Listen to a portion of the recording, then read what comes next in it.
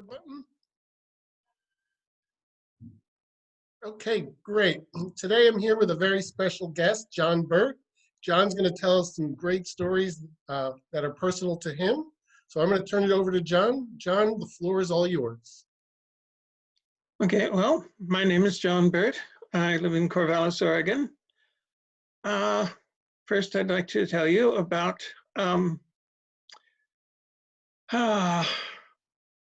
where I was on September 11th, 2001. I was finishing a night shift at a nursing home. On my way home, I turned on my car radio and I heard the news. When I got home, minutes after I got home, my wife called. She was out of town looking after a sick relative, and she called and said, "Turn on the TV, the world's coming to an end." Those were literally her words. And I said, "Yes, I heard. I do have it on." One tower was already burning. The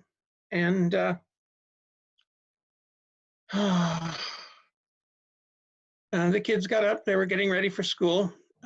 They saw the second tower being hit. A lot of people apparently thought that the first tower being hit was an accident. I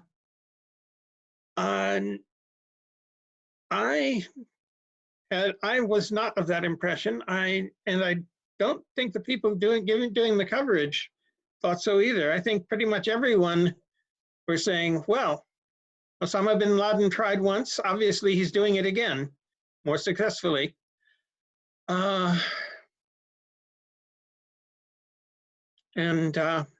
when the second tower was hit, what I thought and what my kids thought was, oh, obviously they were going to hit the other tower. But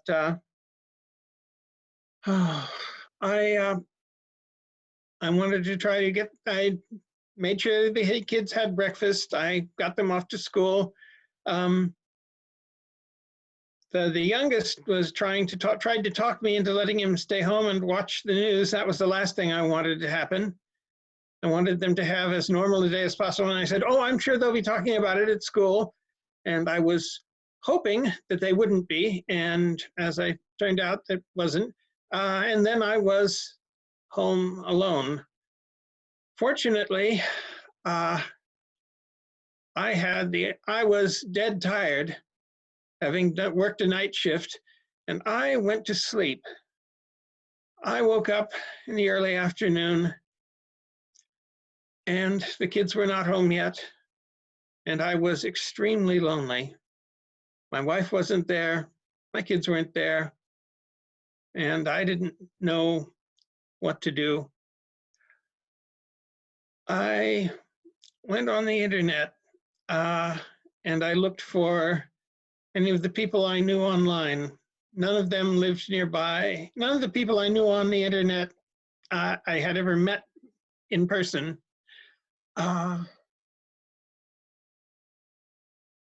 And they lived far away. None of them lived in New York, by the way. But as it happens, one of them lived in Boston, where one of the planes flew from. I think it was Boston anyway. It was the city that one of the planes flew from. And she said, I take that same flight frequently.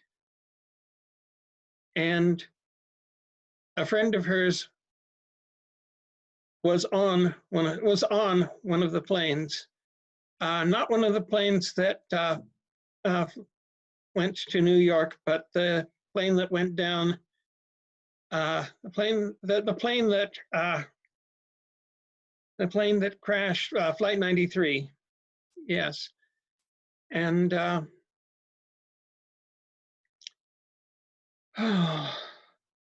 she was very upset. We offered each other what comfort we could, even though we didn't really know each other. We didn't even know each other's real names, but we exchanged such words as we could, because that internet connection was all either of us had that morning, that day.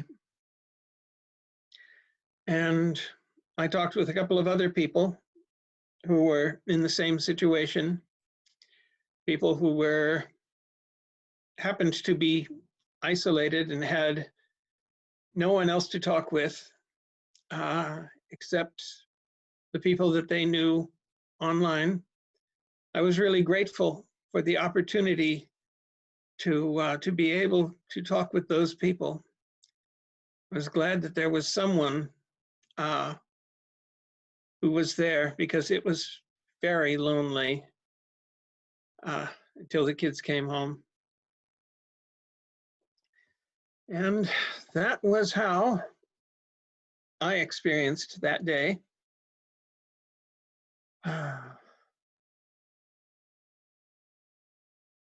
And that's that story. And I do have another, which is not my story. It is my wife's story. But my wife died in February, so I'm going to tell it.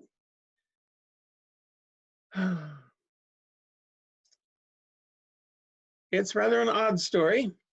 My wife was very fond, for years, my wife was very fond of telling the story of how when she was in high school, her science teacher took the entire class out onto the school's football field with a radio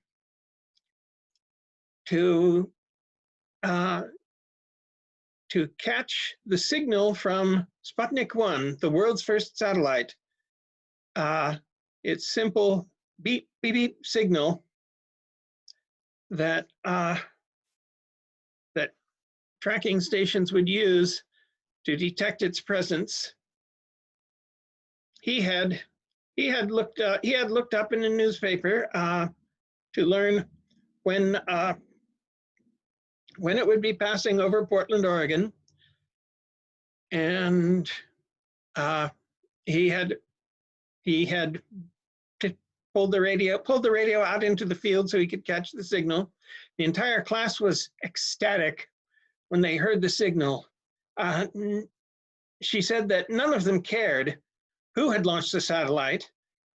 They all said none of them were alarmed at amazing Soviet technology. They didn't care in the least who had launched it. They said, the human race has launched a satellite into orbit.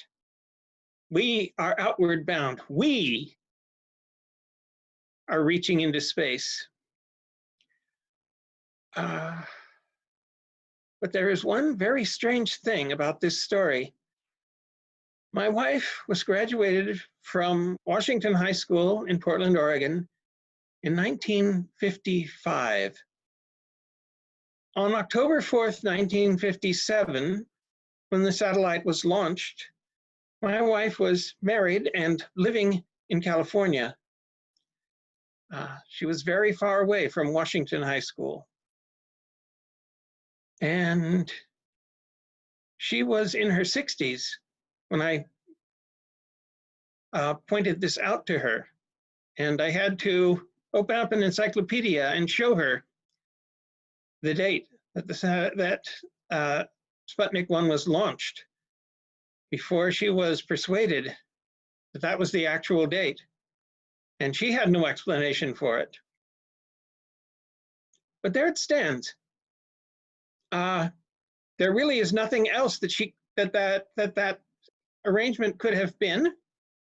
What else would that radio have been looking for? And her memory of, her science teacher, her science class, her high school, the football field is all very distinct and particular. So what was it? A parallel universe? My wife was from a parallel universe. And there's very little hope of ever getting any other evidence from it, since the class of 1955 are mostly all dead now, and Washington High School closed and was demolished years ago. Oh well. We were married 35 years. We raised 4 children together. I know she existed. And that's that story. And thank you for letting me share it. Well, John, thank you for sharing them. We really do appreciate it. From me and the rest of the club members, first and foremost, condolences on the passing of your wife. I can see how much she meant to you and how painful just her memory is. And then a couple things that I do want to share with you that I took some notes on. You mentioned a parallel universe, which is actually kind of interesting because right now I read an article in the Daily News that NASA did an experiment and they actually have found that there could be a parallel universe that goes backwards. So that was kind of interesting. You mentioned an encyclopedia, and I just want to point out for all of the younger members, that was a book that you had to actually look through to go to the library before we had Google and cell phones. So that was great. The last thing is, 2 things actually. Your wife's first name was? Kathleen. Her name at the time, her name she attended high school was Kathleen Slayton. And she was, by the way, a distant cousin of the astronaut Deke Slayton. Oh, wow. She had a lot of history attached to her, which is great. The other thing, did you ever find out, I know you mentioned you were online talking to the lady in Boston and her friend was on Flight 93. Did you ever find out her name? No, I never did. Okay. Speaking of parallel worlds, by the way, you can cut this out if it's not appropriate, but I am the author of a novel of alternate history called The Christmas Mutiny, which takes as its point of deflection in history that the Christmas truce of 1914 turned into a full-fledged mutiny where the soldiers, as Winston Churchill put it, went on strike and refused to go back to fighting after they took Christmas off. Where can we find this book, John? Well, it's available on Amazon and also on Google for download and for print on demand. It does not have a print edition at present, but as I say, it can be obtained by print on demand. Okay, great. And it's called The Christmas Mutiny? The Christmas Mutiny by John M. Burt. Terrific. So all of our listeners, when you're viewing this, please go to Amazon, download The Christmas Mutiny by John Burt, experience his great work. John, I'd like to thank you again for your time. I understand it's a little earlier there than it is out here on the East Coast, but we're grateful that you made the time to talk to us today. Oh, thank you, sir. Thank you very much. Let me just do this